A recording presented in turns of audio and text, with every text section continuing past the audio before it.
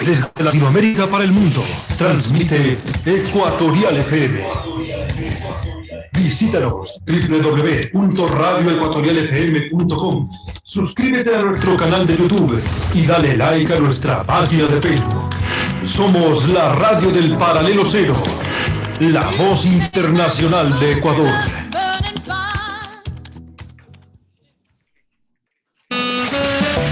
Estoy donde quiera que vayas. Te acompaño las 24 horas del día. Soy tu confidente, quien guarda tus secretos más íntimos. Ecuatorial FM, la radio que no te deja solo. Salí de mi casa súper tranquilo con un cigarrito en el bolsillo. El siguiente programa es responsabilidad de sus productores. Ecuatorial FM no se responsabiliza por las opiniones vertidas por sus conductores o invitados.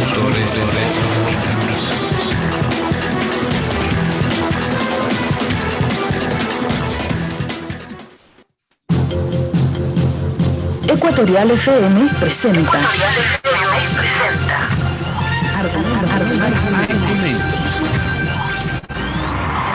Este Ecuador que no lo queremos enredado en lo intrascendente, sino en lo valeroso, luchador, infatigable, forjando un destino de grandeza. Argumentos. Para cambiar este país se necesita el poder, pero como instrumento de servicio, no como instrumento para servir de los demás. Actores políticos, económicos y sociales de Ecuador y del mundo muestran sus opiniones en Argumentos. El odio nubla el cerebro, contamina las más claras inteligencias. Argumentos. Conduce Cristian Salinas. Bienvenidos.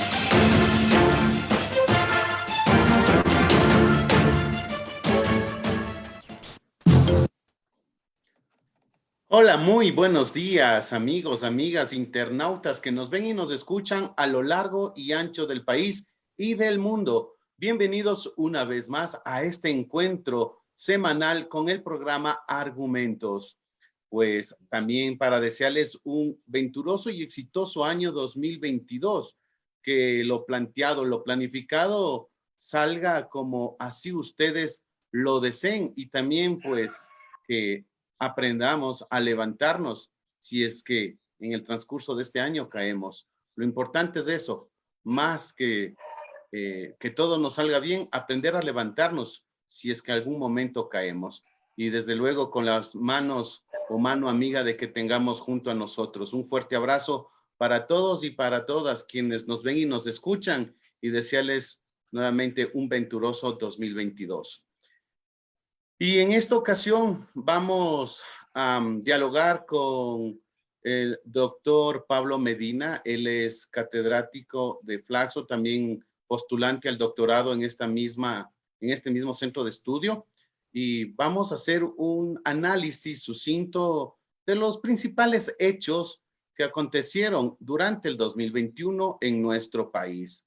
Y justamente hay varios aspectos que tenemos que destacar en este 2021.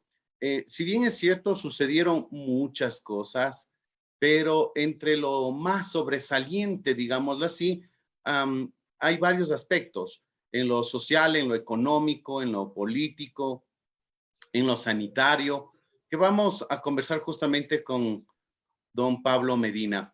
A ver, don Pablo, buenos días. Mi saludo fraternal y gracias por su presencia aquí. Sus palabras de saludo a los internautas que nos ven y nos escuchan en Ecuador y en el mundo.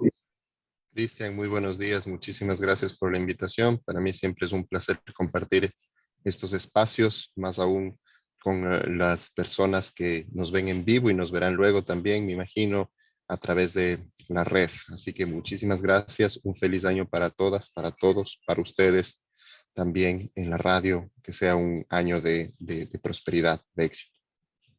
Muchas gracias, doctor Medina. Y sí, le reitero que esto está siendo transmitido por el Real Audio de Ecuatorial FM. A su vez, también se transmite por Facebook Live. Y en pocos horas, este video también se lo carga en el canal de YouTube de Ecuatorial FM. Así es que por diferentes plataformas, este diálogo será visto y escuchado, ya sea en este momento o en diferido. Bueno, doctor Medina, en nuestro país durante el 2021 acontecieron varios sucesos. En lo político, por ejemplo, el cambio de gobierno de Lenín Moreno a Guillermo Lasso, las elecciones, un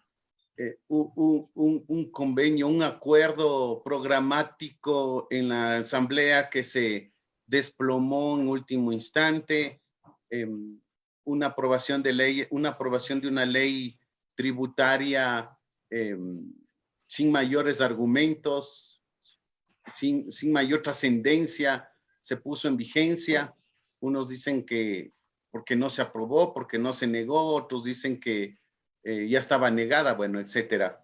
Eso en la parte política, en la parte y parte económica, que viene a ser la parte tributaria, porque realmente tampoco ha habido mayores cambios o transformaciones en la parte económica, a excepto de esto de la ley tributaria, la alza de los precios de los combustibles y el anunciado alza del salario para este año 2022 por parte del gobierno. También hay que destacar, por ejemplo, en el aspecto sanitario, se inició con un proceso de vacunación con bastante turbio, un proceso de vacunación cuestionado, que luego en el cambio de gobierno se mejoró notablemente. En el aspecto deportivo, hubieron medallas de oro en los Juegos Olímpicos. Bueno, hay mucho que conversar, pero vamos por la parte política. Doctor, a ver, si bien es cierto, se realizaron las elecciones, el 11 de abril fue la segunda vuelta en la que el señor Guillermo Lasso ganó con el 53%, casi el 53% de los votos, frente a Andrés Arauz con un 40 y casi 9%.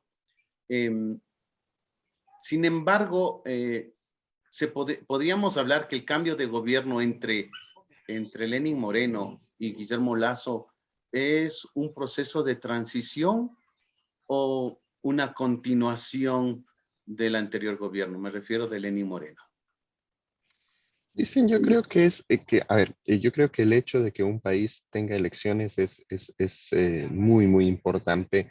Es una radiografía a lo que en ese instante está ocurriendo políticamente, a lo que los electores creen, porque normalmente la manifestación, digamos, democrática de los electores a través de su voto nos permite identificar o nos da pistas de por dónde van las cosas, de por dónde van las preferencias, de cómo los electores están viendo, del nivel de credibilidad que tienen los candidatos, en fin, una serie de elementos que las elecciones como este pináculo, este momento supremo de los sistemas democráticos, sobre todo cuando se trata de elecciones del primer gobernante, son interesantísimas justo por estas razones. Y adentrándonos en eso, con ese marco, uno puede ver que las elecciones, sobre todo cuando uno analiza la primera vuelta electoral nuestra, es muy interesante porque vemos actores que no se veían venir. El caso de Yacu Pérez, el caso de Javier Hervas, nos permiten identificar, por ejemplo, el que hay unas nuevas preocupaciones de los electores, que al menos en la primera vuelta electoral, no todo se resumió a lo que ha sido hasta ahora el correísmo, anticorreísmo. No fue así, es decir, hubo una ruptura, si bien es cierto, esto sigue siendo un clivaje importante, una división importante del electorado ecuatoriano. En primera vuelta, la presencia de Yacu Pérez, la presencia de Javier Hervas, permitieron ver que, en efecto, los ecuatorianos tienen otras preocupaciones, además de preocupaciones que tienen que ver con otros clivajes o con otras divisiones entre el electorado. Una podríamos pensar en el extractivismo o el desarrollismo tradicional, que tanto el actual presidente Guillermo Lasso como Andrés Arauz proponían, versus esta corriente de no más extractivismo, de un desarrollismo postmoderno, si uno quiere, que venía de la mano de Yacu Pérez. Uno podría identificar otros clivajes, como por ejemplo el clivaje ideológico, izquierda-derecha. Entonces ahí teníamos a Arauz y Jacob Pérez más o menos ubicados hacia la izquierda, mientras Guillermo Lasso del centro hacia la derecha. Entonces vimos que había otras cosas que representaba ahí Javier Hervas. Javier Hervas también representaba una posición más de centro, más dialogante entre las ideologías. También se proyectó con una campaña por redes, le ayudó el que estábamos en pandemia y él fue muy hábil en aprovechar eso y manejar una campaña con una imagen de frescura, de un candidato moderno, digamos, que supera esta división entre Correa, anticorrea, etcétera, aunque él claramente se posicionó también dentro del grupo anticorrea, digámoslo así, pero de alguna forma intentó que ese no sea el eje de su campaña. Entonces vemos que hay unas características distintas de la población ecuatoriana. La población ecuatoriana, el electorado ecuatoriano, está evolucionando, ya no es el electorado ecuatoriano del 2017, en donde en realidad el clivaje, la división principal era el correísmo, anticorreísmo. Dicho esto, también es interesantísimo ver que en segunda vuelta, en cambio, el clivaje correísmo-anticorreísmo es el principal. Cuando uno piensa que el candidato Lasso supera, me parece que supera los 30 puntos de crecimiento porcentual para lograr llegar a la presidencia, porque quedó en segundo lugar en primera vuelta, es enorme y claro, básicamente lo hace con un discurso anticorrea. Entonces, ¿esto qué nos permite pensar? Nos permite pensar que hay unas divisiones, unas preocupaciones interesantes del electorado que no tienen que ver necesariamente con Correa, anticorrea, pero que una vez que llegan a la decisión final y los términos se plantean entre Correa y anticorrea, votaron la mayoría anticorrea. Entonces, este es, digamos, el escenario electoral del comportamiento de los actores electorales. Aquí una nota adicional antes de salir del tema electoral, algo que es también increíble, que a mí me parece interesantísimo, es que Lasso llega a la presidencia de la República con su peor desempeño electoral. Es decir, en las 3 elecciones, para ver el desempeño electoral siempre es bueno ver las primeras vueltas. ¿Por qué las primeras vueltas? Porque en las primeras vueltas los electores votan por lo que en realidad quieren. En la segunda vuelta votan por lo que les toca. Es decir, hay 2 opciones, uno vota por la que mejor le parece de esas 2 o por la menos peor, entre comillas. En cambio, en la primera vuelta no, en la primera vuelta uno vota por lo que en realidad quiere. Y si uno mira el desempeño electoral de Lasso, es su desempeño. Es decir, él deja la presidencia en el año en el que tiene su peor desempeño electoral. Eso también es muy interesante. Una vez entendido más que entendido, descrito este panorama electoral en donde la presidencia de la República, también hay que pensar en cómo llega. Usted había mencionado hace un momento justamente, Cristian, que hay un acuerdo, una coalición electoral entre los partidos del centro de la derecha, que son básicamente el socialcristianismo y el partido Creo. Esto apenas llega a la presidencia, se rompe, sí, se rompió en la primera sesión del Parlamento, incluso antes de que el gobierno de Lasso comience oficialmente sus funciones. Esto no es nuevo en el gobierno ecuatoriano, o sea, pensemos que en el escenario ecuatoriano en general, antes de los 10 años de Correa, las coaliciones entre el 79 y el 96 duraban alrededor de un año, las coaliciones de partidos en promedio, y después de eso, desde el 96, cuando se empiezan a hacer reformas políticas, el 98 la nueva constitución, hasta el 2008 las coaliciones duraban en promedio 3 meses. Entonces, digamos que no es un escenario necesariamente nuevo, fue una coalición electoral, fue una coalición para llegar a la presidencia de la República, pero más allá de eso no había un programa detrás de eso, ni mucho menos. Más allá de él, estamos contra Correa, y en efecto eso se dejó ver en la primera sesión, en donde en el momento en que había que repartir los puestos de autoridad en el Parlamento, se separaron y cada quien por su lado. Esto hizo que el presidente Lasso y sobre todo su bancada parlamentaria tenga que ir a la búsqueda de apoyos puntuales para cada decisión. Eso es algo que también se veía mucho en los 90, es decir, el partido de gobierno que casi nunca tuvo, mayoría el partido de gobierno no la tuvo salvo en el periodo del presidente Correa, y mayoría por coalición me parece que 2 veces desde 1979 por coalición. Aparte de eso, no existe eso, entonces el presidente tiene que salir a buscar los apoyos. ¿Y dónde los ha buscado? Los ha buscado en fracciones de Pachacútec, fracciones de la izquierda democrática, y quizá lo más novedoso, por mucho que se niegue, fue el apoyo tácito de la bancada de UNES al proyecto de ley tributaria. ¿Por qué digo apoyo tácito?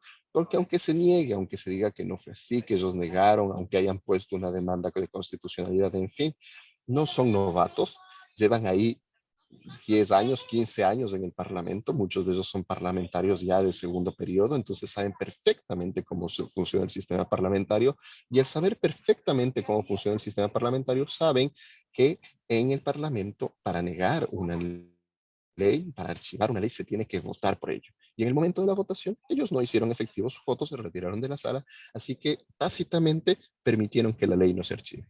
Cuando se trata de un proyecto de ley urgente, si no se archiva en 30 días, si no se archiva ni el Parlamento se ha pronunciado, en 30 días esa ley entra en vigor.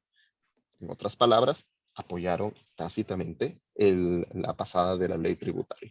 Entonces esto es interesantísimo porque lo que nos da cuenta es de un presidente que se está moviendo, se mueve políticamente, consigue apoyos, va a ser cada vez más difícil. Las leyes que le quedan pendientes, la ley laboral y la ley de inversiones, de promoción a las inversiones que él mismo ha anunciado, seguramente tendrán un costo más alto en términos de buscar los apoyos en las bancadas de UNES, que ahora sabemos que puede ser de apoyo, de la Izquierda Democrática y de Pachacuti. Doctor Medina, en función de lo que usted ha dicho, en el proceso electoral vivido el año pasado, en la primera vuelta básicamente surgieron dos personajes que digamos que incluso movieron drásticamente el tablero político, especialmente Yacu Pérez, que casi le deja a Guillermo Lasso fuera de la contienda. Sin embargo, de esto, de esa búsqueda de la ciudadanía a respuestas más allá del anticorreísmo o del correísmo, como usted mismo lo ha dicho, y en la segunda vuelta, esa misma ciudadanía le tocó escoger entre el uno y el otro. Uniendo estas dos partes, se podría decir que aunque votaron por Guillermo Lasso la mayoría de los ecuatorianos, sin embargo, la gente no buscaba a ese personaje. Bajo ese punto de vista, Guillermo Lasso pierde una cierta legitimidad en su ejercicio gubernamental. Más que legitimidad, yo creo que el problema del problema del que sufre es de un apoyo muy efímero. Si uno ve, básicamente los índices de popularidad, de aceptación del presidente, subieron de forma importante con el programa de vacunación, que hay que reconocerlo, fue realmente excepcional, extraordinario. Todas mis felicitaciones al gobierno en ese ámbito, porque en realidad de haber pasado de un gobierno en el que el plan de vacunación estaba en la cabeza del ministro y luego el ministro decía que no ha estado, que él no sabía, que estuvo en su cabeza pero que nunca lo escribió, que en realidad eran lineamientos generales, en fin, un ridículo cruel frente a las personas que morían por COVID en ese instante. Es decir, fue una burla a la ciudadanía de las peores, criminal. Eso es una burla criminal a la ciudadanía. Haber pasado de eso a un plan de vacunación que fue efectivo, que fue exitoso, que llevó a la mayoría de la población del Ecuador a estar vacunada, es extraordinario. Entonces, ese despliegue de capacidad logística y de planificación es realmente algo que al presidente le otorga una gran legitimidad, pero como vimos fue tremendamente efímera, es decir, es un punto alto de aceptación que en el momento en el que nos enfrentamos ya una vez no superada, pero digamos que avanzado el proceso de vacunación, la gente necesita reactivarse económicamente, etcétera, la popularidad y la aceptación del presidente empieza a caer justamente porque no hay una base real de apoyo, es decir, no hay unas bases, no hay una ciudadanía comprometida con un proyecto del presidente Lasso. Entonces eso hace que los apoyos sean efímeros. Hay momentos en donde él hace cosas muy buenas, probablemente la subida del salario básico unificado le haya también otorgado algunos puntos de apoyo popular, en fin, pero eso se diluye rápidamente, es decir, es muy fluctuante. Yo no me atrevo a decir que le quita legitimidad, porque la legitimidad, cuando uno habla de democracia, viene de las elecciones, viene de las instituciones, y si él ganó en buena lid, que en efecto fue el caso, él es legítimamente presidente de la República. Yo nunca voy a cuestionar eso. Lo que le quita es apoyo y margen de maniobra, porque, por ejemplo, en algún momento, cuando coincidió el rechazo a su primer intento de ley reformatoria, la ley de oportunidades, creando oportunidades, me parece que fue el nombre que le puso, y que fue rechazada por el Parlamento por tener más de una materia. En ese momento, yo creo que en efecto se planteó la posibilidad de ir a una muerte cruzada. Era un buen momento porque en ese momento salíamos del plan de vacunación, él gozaba de cierto prestigio, de cierto apoyo y quizá incluso electoralmente le hubiera permitido capitalizar e ir a una elección nueva de parlamentarios en donde en efecto tenga una bancada más grande. Sin embargo, eso duró unas semanas, 2 semanas, y después de eso yo creo que reevaluaron y se dieron cuenta de que era muy riesgoso, porque no sabían si es que iban a tener una bancada más grande, la misma o incluso una más pequeña. Quizá el mismo no se sostenía en la presidencia. Entonces vemos que el apoyo popular es tremendamente fluctuante y esto demanda una tarea, una energía enorme del gobierno de mantener apoyos. Es decir, necesita estar todo el tiempo con todas las personas para mantener el apoyo popular. Así es. Bueno, fuimos testigos, justamente, aunque ya hablamos así brevemente, ya habló sobre este tema, pero volvamos a mayo, al 14 de mayo, donde el acuerdo, creo, social cristianos, especialmente ese acuerdo que venía desde la campaña electoral y luego ya para la cuestión de la organización administrativa de la Asamblea Nacional, también se acordaron con UNES, Unión por la Esperanza, también conocidos como los correístas o el correísmo, se unieron a este acuerdo que al final del día no surgió con UNES y aparte de eso se rompió el acuerdo electoral con los socialcristianos. A partir de ahí podríamos decir que tenemos una asamblea de mayorías móviles o simplemente una asamblea disimuladamente pro gobierno.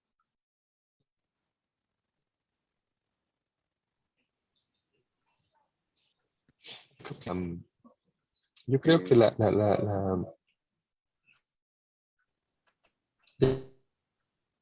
definición de mayoría.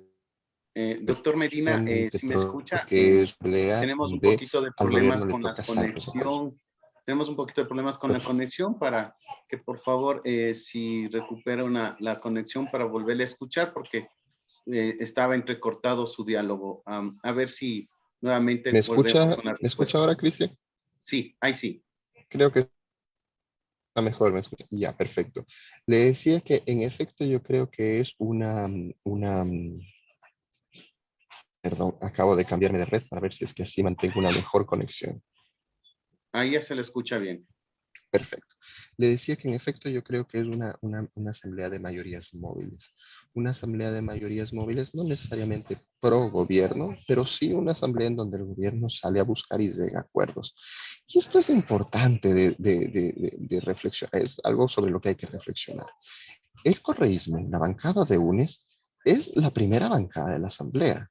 Eso quiere decir que hay un apoyo popular importante que merece y debe ser tomado en cuenta en las decisiones nacionales, en las decisiones de legislación. Así funciona la democracia. La democracia no es todo o nada. La democracia no es donde el que gana se lleva todo. Por eso existe una asamblea y la asamblea representa las diferencias entre las diferentes poblaciones del Ecuador y sus intereses.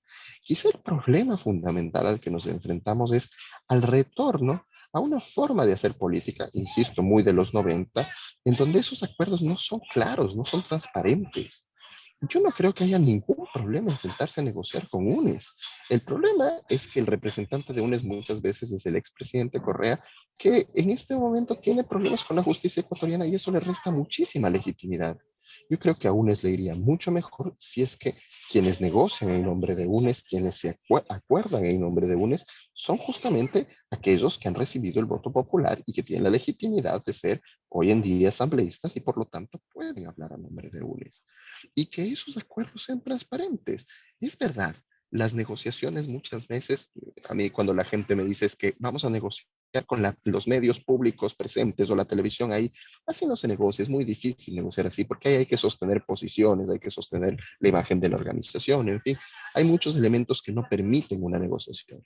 La negociación está bien que se realice, se puede realizar a puerta cerrada incluso. El problema es que una vez que se llegó a un acuerdo, ese acuerdo tratándose de bienes públicos, tratándose de interés público, tiene que salir a la luz, tiene que saber a qué llegaron. ¿Cómo llegaron? No importa, ahí ellos se habrán peleado, se habrán hecho de buenas, no nos interesa mucho eso.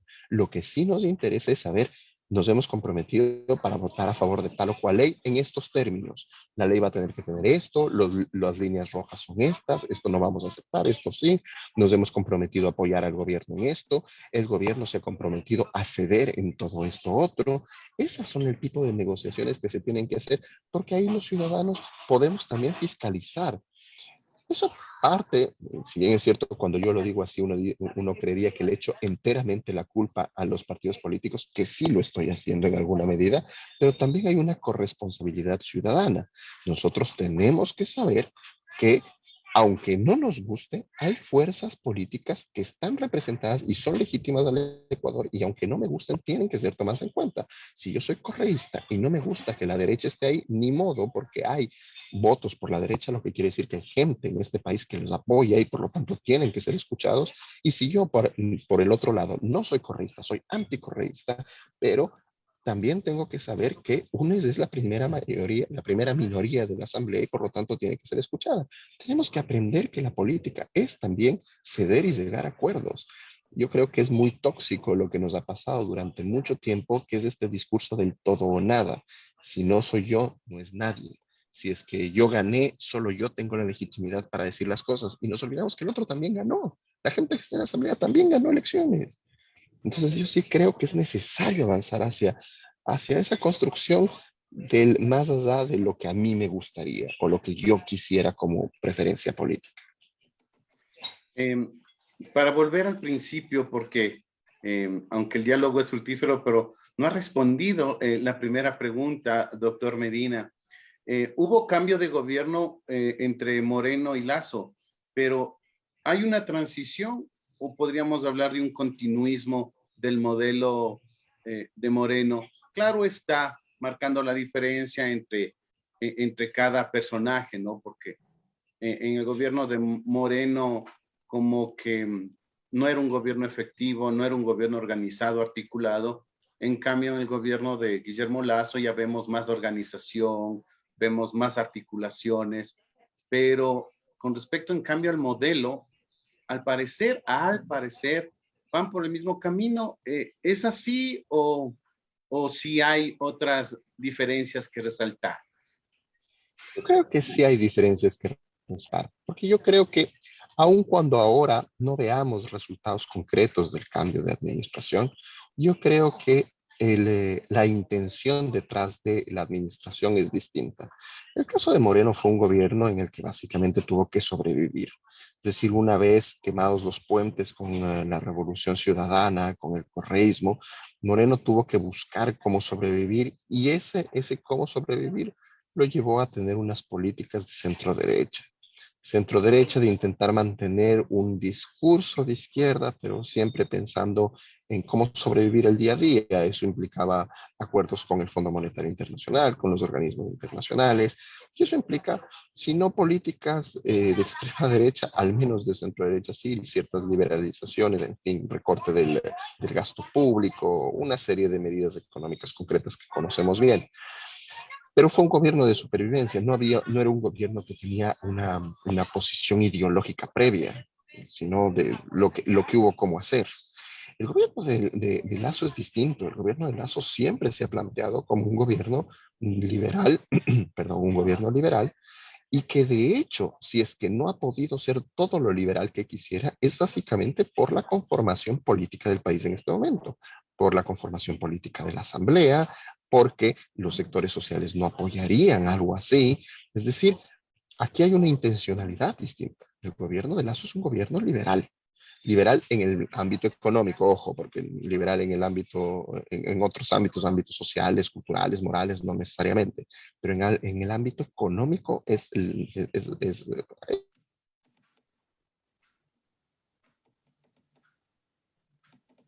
se cortó la comunicación con el doctor Medina. Siempre derecha, pero de alguna forma un poco menos de lo que él quisiera en términos de liberalismo económico. Ok, Bueno, para ir terminando el aspecto político, que es la que trasciende en la vida de nuestro país, bueno, hubieron varias organizaciones sociales, especialmente el sector indígena, que llamó a movilizaciones, a resistencia justamente por temas económicos, en este caso el alza de los combustibles.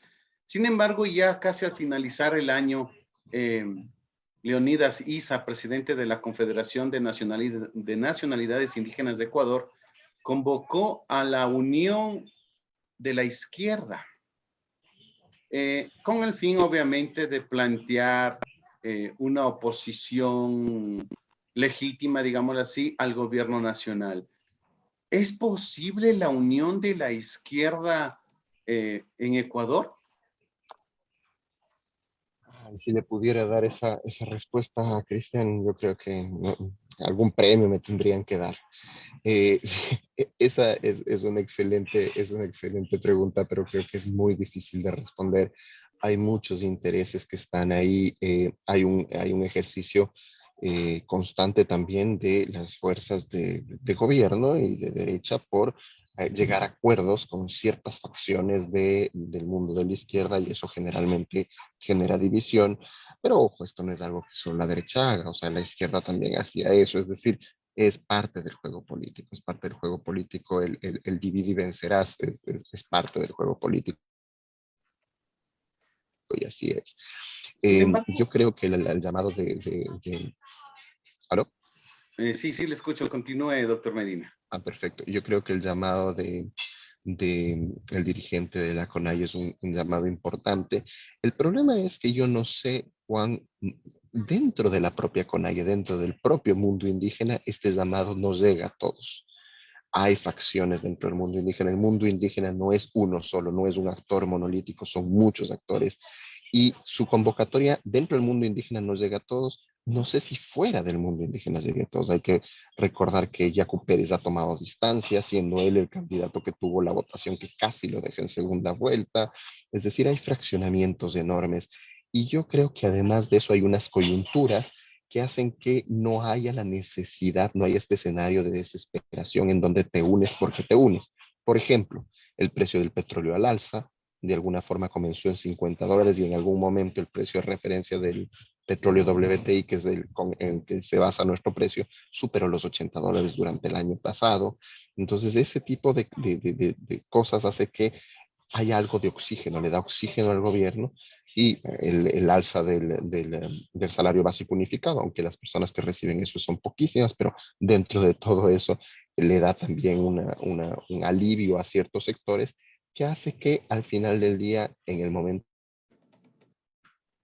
del tenemos que juntarnos para sobrevivir, no sea el caso, no sea una situación desesperada, hay donde negociar, y eso permite que facciones negocien. Es decir, hay facciones de Pachacute que negocian con el gobierno, facciones de la izquierda democrática que negocian con el gobierno.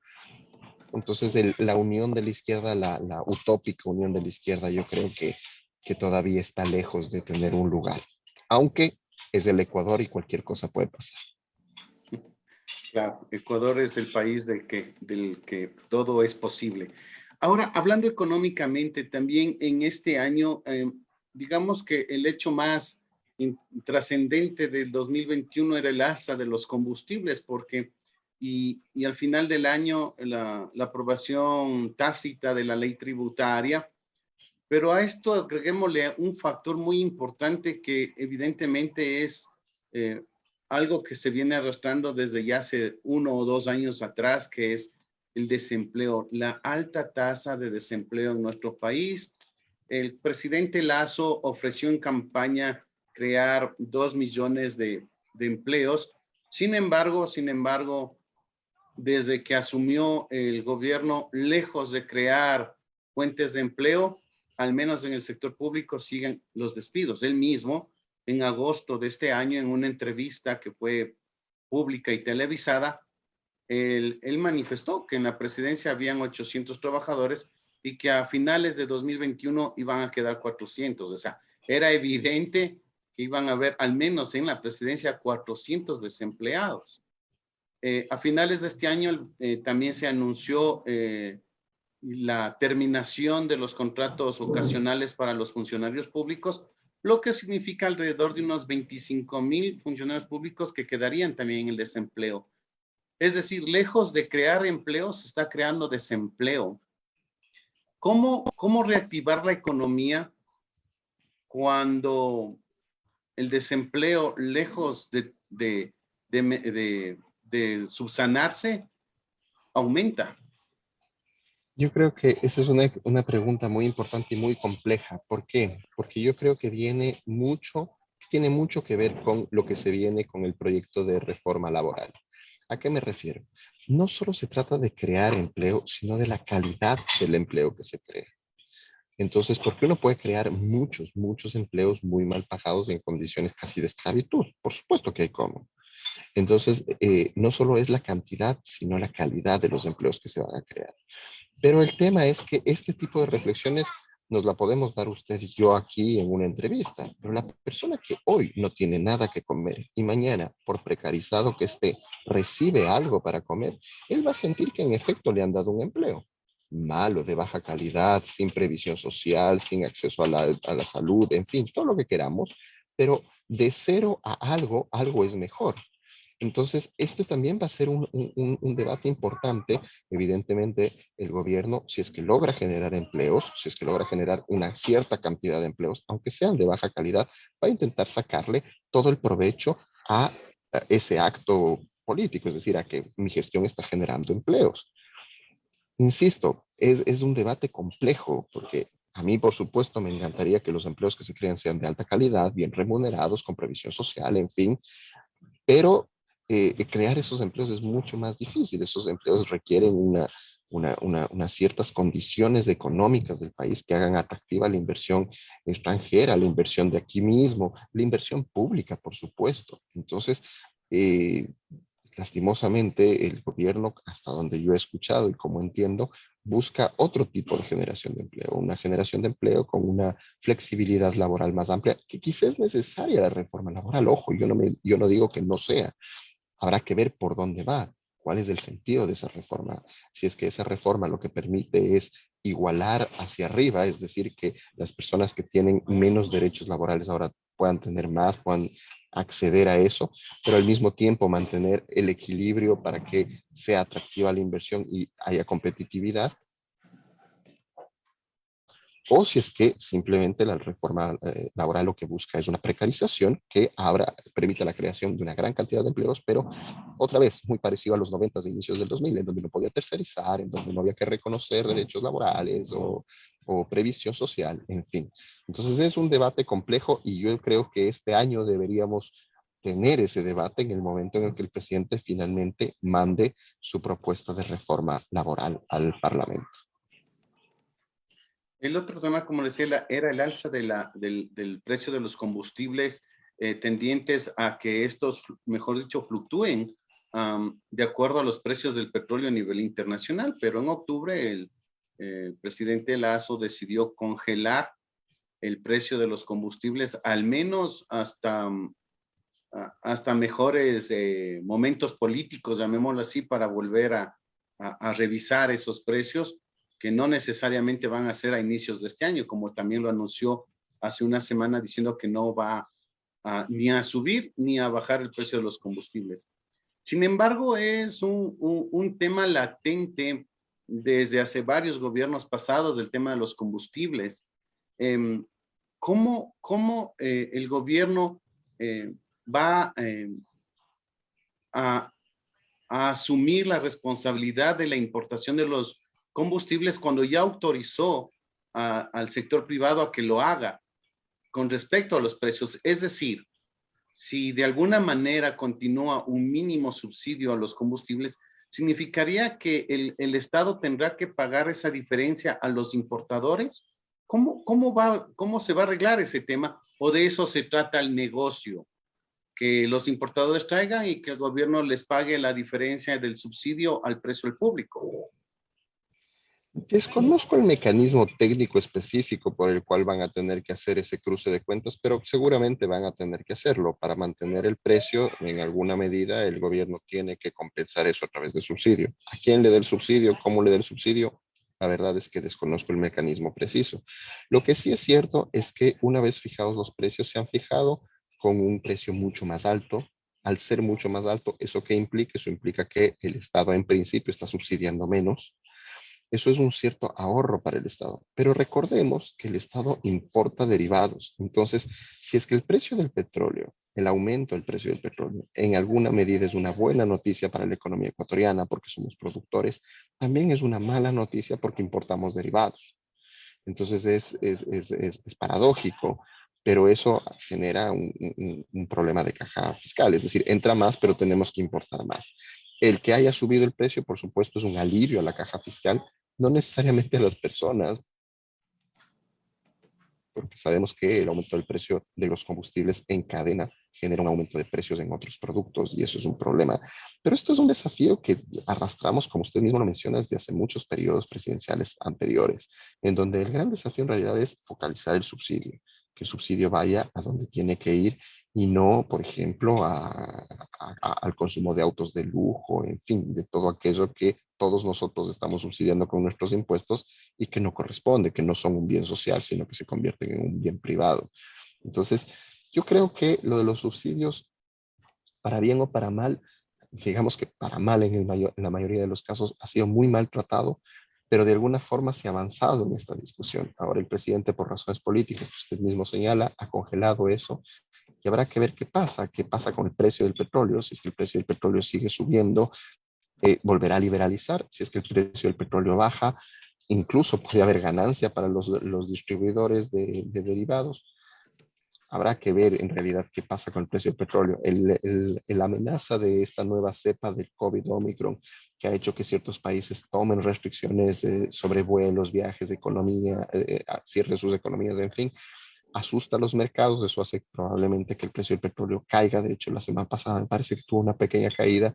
Veamos en dónde se estabiliza el precio del petróleo, que eso tiene que ver directamente con si es que la política de subsidios le beneficia o no le beneficia al gobierno y al Ecuador. Así es.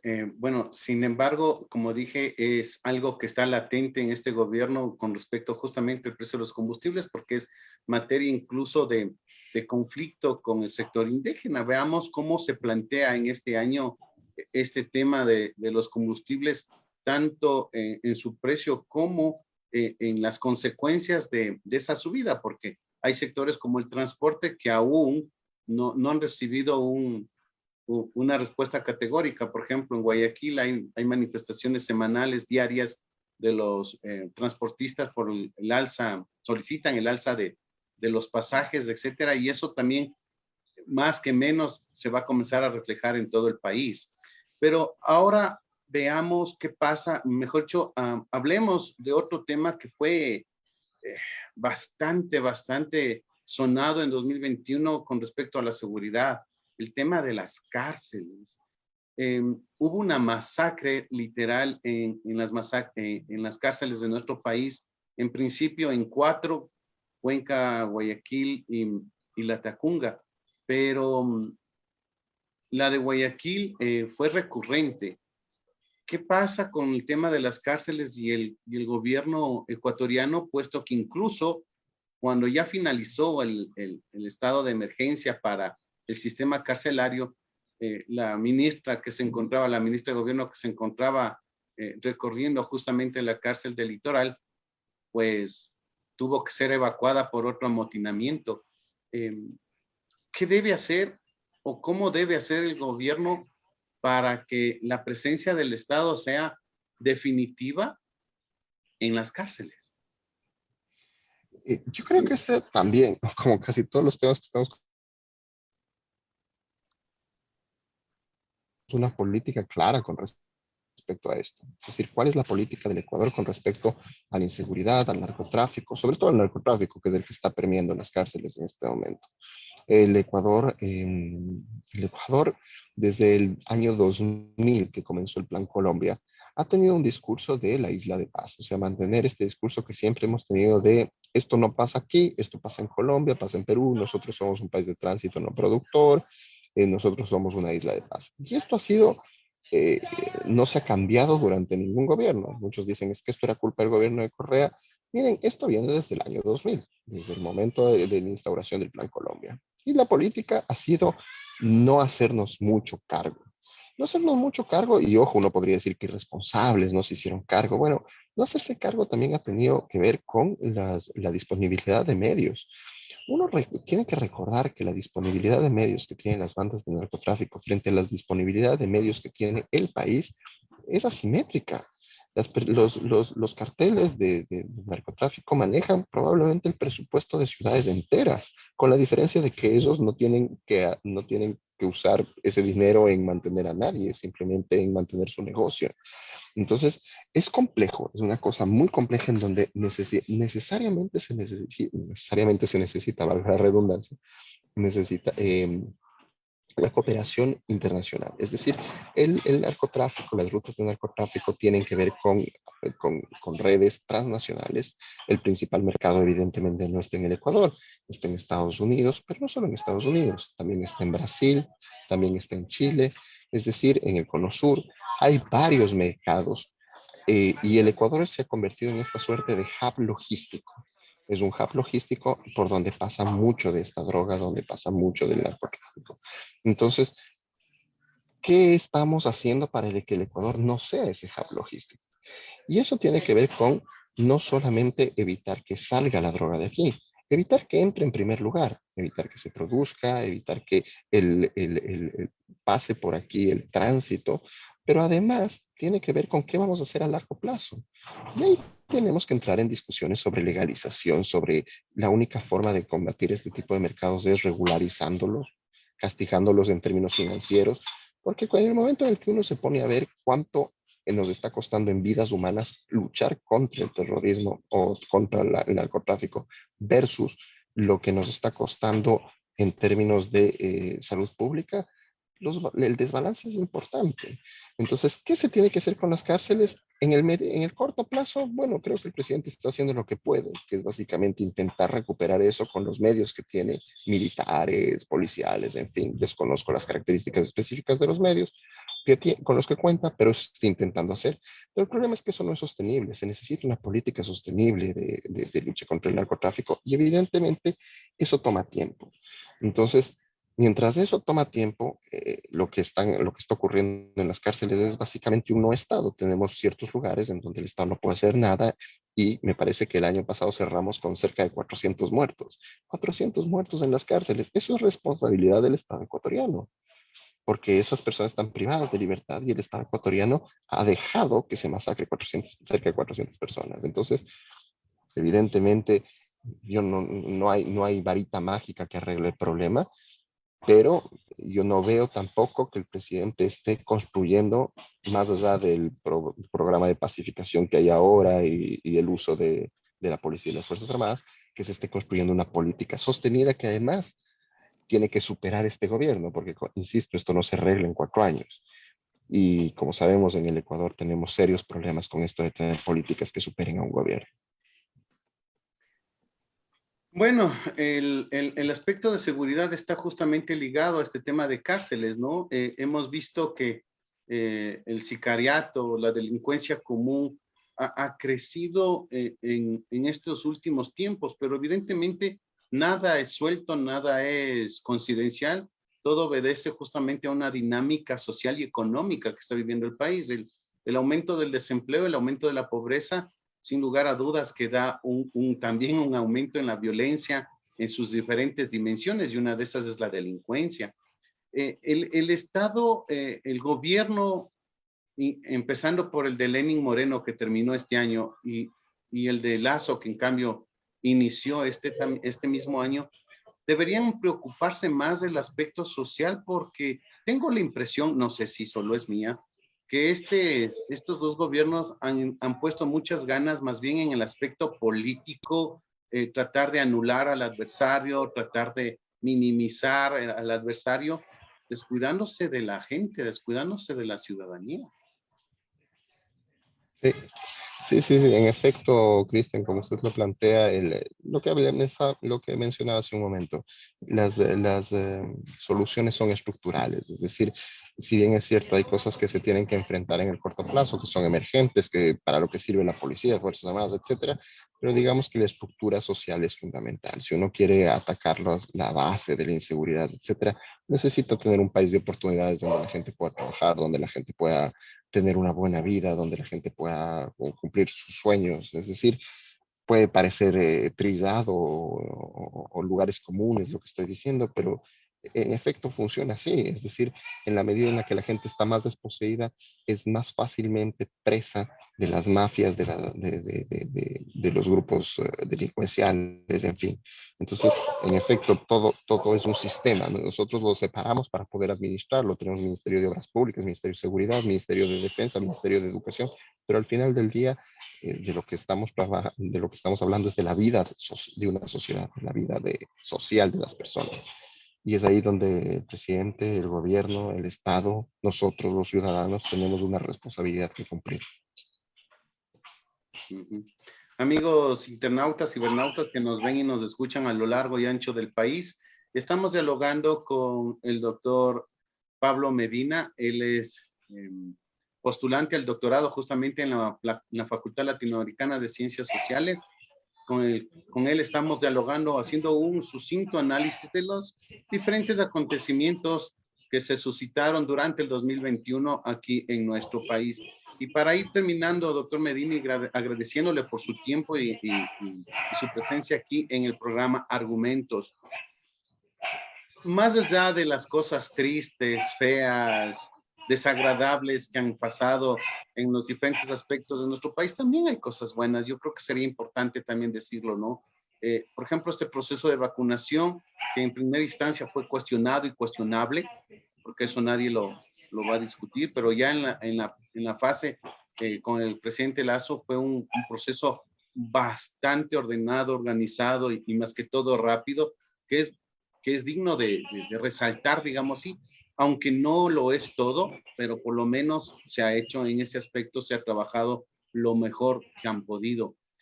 Otro aspecto positivo también que creo que hay que decirlo es los resultados de los Juegos Olímpicos que nos dieron más medallas de oro, algo que incluso el anterior presidente Moreno dijo que los deportistas no traían nunca nada, ¿no? ¿Cómo usted ve, por ejemplo, este resultado deportivo y qué debe hacer el Estado para mejorar justamente estos resultados? Yo creo que en efecto es extraordinario lo que ocurrió este año en el ámbito deportivo, sobre todo cuando pensamos que son personas a las que lastimosamente el Estado no apoyó, es decir, que salieron por sus propios medios. Esto no debería ser el caso de las personas que tienen estos talentos, deberían recibir el apoyo nacional. Y yo creo que eso tiene que ver con, otra vez, políticas serias que se mantengan en el tiempo. Estamos hablando de que preparar un deportista desde que es niño hasta que puede competir en las Olimpiadas, pasan 10, 15, 20 años. Entonces esto supera cualquier periodo de gobierno, tienen que ser políticas permanentes. Y yo creo que, como usted lo menciona, hay cosas que resaltar de este gobierno. El tema de la vacunación es una. Quizá otra que yo he visto al menos con interés, es el tema de la vinculación del deporte y la educación. He escuchado al respecto tanto a los dos ministros de esas carteras hablar del tema. Espero que esas cosas que han dicho, que me parecen interesantes, superen solamente el discurso y se bajen a la práctica, porque tiene que estar correlacionada el tema de la educación, tiene que ser integral, es decir, es una educación en donde si es que además se descubren talentos deportivos, se necesita poder complementar eso, es decir, permitir que se desarrolle el talento deportivo, pero sin cuidar también el desarrollo integral de la persona. Entonces, el Estado tiene que avanzar en eso para que estas alegrías enormes que nos han dado estos deportistas no sean excepcionales, sino que sean más bien el producto de una sociedad que contribuya a que el talento de sus ciudadanos, de sus ciudadanas, sea mejor aprovechado, ¿no? Yo creo que hubo un intento serio al respecto en la época de la presidencia de Rafael Correa. Siento que eso se descuidó muchísimo, quizá no fue la mejor concepción y quizá ahora que escucho otra vez a la ministra de Educación, al ministro de Deporte hablar del tema, uno de los elementos fundamentales en la construcción de esto tiene que ser la sostenibilidad. Es decir, saber y pensar en que esto se tiene que sostener más allá de sus gobiernos financieramente, pero también en términos políticos, es decir, que haya el apoyo para que nadie se atreva a cuestionar esto, para que luego de establecido nadie venga y diga, ¿saben qué? Estamos gastando mucha plata en estos deportistas, esto está mal hecho. No, que sea sostenible en el tiempo. La sostenibilidad en la construcción de la política pública es algo en lo que hemos sido muy deficientes en el Ecuador, lastimosamente, y por eso es que, por muy buenas que sean, rara vez duren. Ahora, ya para ir terminando, doctor Medina, e insisto, gracias por su presencia. Las perspectivas para este año, a fines de este año va a comenzar a configurarse, a ponerse activos las organizaciones políticas justamente por las elecciones seccionales de 2023. Estamos hablando prácticamente de este año que va a ser un año preelectoral. Esta dinámica política de minimizar al opositor, de destruirlo, de engrandecer en cambio al que está conmigo, al que opina igual que mí, ¿será lo que marque en este año el ejercicio de decisiones del presidente Lasso? Habrá que ver, es verdad que el tema del año electoral va a politizar mucho este año, es decir, todas las acciones que tenga el gobierno tiene que hacerlas también pensando en si es que es su objetivo o no, por ejemplo, posicionar a candidatos de su movimiento en alcaldías, prefecturas, en fin, en gobiernos municipales y provinciales. Evidentemente lo que haga el gobierno afectará la popularidad de esas personas casi de forma transversal. Ahora, lastimosamente también, eh, al menos de lo que se ha visto hasta ahora, vamos a tener una cantidad absurda de candidatos. O sea, otra vez vamos a caer en el 20 candidatos para una ciudad. Eso lo que hace es restar legitimidad al candidato que triunfe. Si es que el candidato que triunfa tiene un gran apoyo, por supuesto, más bien le da mayor legitimidad. Pero no es lo usual. Lo usual es que con este número de candidatos terminemos eligiendo alcaldes con el 15% de aprobación, 19% de votación, en fin. Esto tiene que ver con que, entre otras cosas, no hay segunda vuelta electoral para los alcaldes ni los prefectos. Pero en verdad esto tiene un problema más profundo, que es nuestro sistema político. El sistema político ecuatoriano, lastimosamente, ha permitido esta multiplicación sin fin de movimientos sociales, de movimientos políticos, perdón, que yo no creo que aporten necesariamente en este rol que tienen que cumplir los movimientos y partidos políticos, que es el transmitir las necesidades de las poblaciones en los territorios hacia el mundo de la política. Tener más no significa mejor. Y lastimosamente yo creo que vamos a enfrentarnos a un año en donde vamos a tener muchísimos candidatos desconocidos. Pueden ser muy buenos en lo que hacen, tener las mejores intenciones, ser muy probos, técnicamente adecuados, todo lo que uno quiere, pero desconocidos que no necesariamente logran hacer este ejercicio de transmisión del contacto con el territorio hacia la política, y lo único que logran es una suerte de deslegitimación. Lo que usted mencionaba hace un momento, cómo va a ser el candidato Lasso, bueno, habrá que ver qué decisión toma con respecto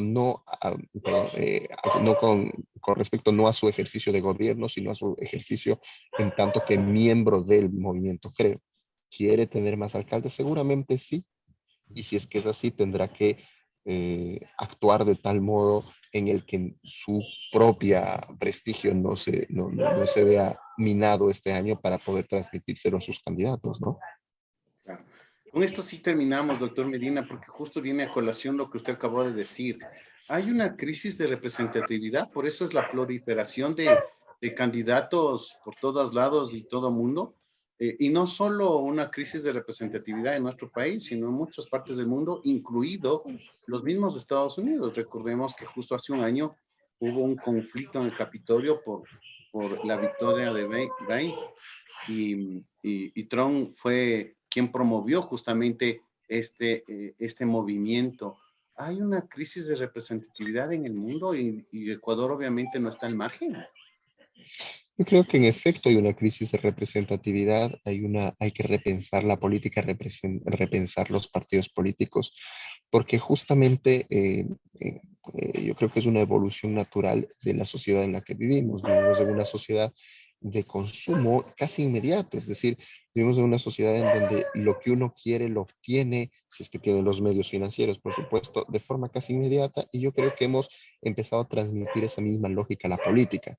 Es decir, yo quiero un candidato que sea, no sé, ecologista, pero que al mismo tiempo sea amante de las libertades morales, le guste el mercado, pero al mismo tiempo sea responsable socialmente. Es decir, y en función de eso es casi como cuando uno se mete a estas tiendas en internet y quiere comprarse un producto.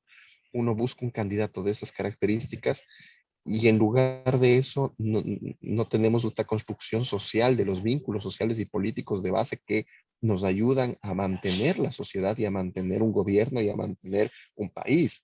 Y esta es una crisis real en donde el marketing político ha reemplazado la construcción y la discusión política. Entonces ahora personajes que son expertos en cómo generar una campaña en TikTok, Instagram o Facebook son mucho más importantes que la persona que escribe el programa del partido y que escribe el qué queremos hacer como partido, por qué nos estamos postulando, por qué estamos buscando el poder. Entonces, cuando el marketing es más importante que la construcción del programa del partido, estamos hablando de que la forma es más importante que el fondo. Y cuando la forma es más importante que el fondo, evidentemente tenemos una crisis de representatividad, porque está representando algo que nos gusta, que aparentemente es algo atractivo, pero que una vez que se asume el gobierno y tiene que darle la cara a eso que no nos gusta, a decisiones que son importantes pero dolorosas, normalmente no cuenta con el apoyo de personas que estén convencidas de ese proyecto y recurrimos a la personalización de la política, a la dogmatización, al no poder criticarle. Usted ama u odia al presidente, pero no puede ser crítico con el presidente. Entonces genera una serie de efectos nocivos en la política, esta crisis de representación, que insisto, y como usted bien lo plantea, Cristian, no es del Ecuador, creo que es un fenómeno mundial al que estamos asistiendo y sobre el que deberíamos tomar cartas si es que no queremos caer en crisis políticas aún más profundas. Así es. Bueno, veamos cómo se desarrollan los acontecimientos en este año, esperando siempre que en la mente y en las prioridades de los actuales gobernantes esté la ciudadanía. Doctor Medina, gracias por su presencia y esperamos tenerlo en una próxima ocasión aquí en Argumentos. Cristian, muchísimas gracias. Ha sido un gusto conversar con usted. Encantado. Cuando me inviten, ahí estaré. Ok, amigos internautas, una vez más, gracias por seguir el programa Argumentos y los esperamos la próxima semana con más de estos temas políticos, sociales y económicos de Ecuador y del mundo. Un fuerte abrazo. Hasta la próxima. Ecuatorial FM presentó.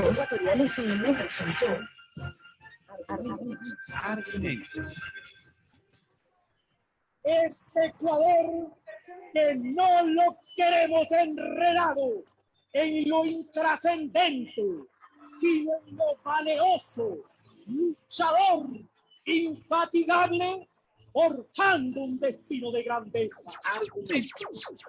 Para cambiar este país se necesita el poder, pero como instrumento de servicio, no como instrumento para servirte a los demás.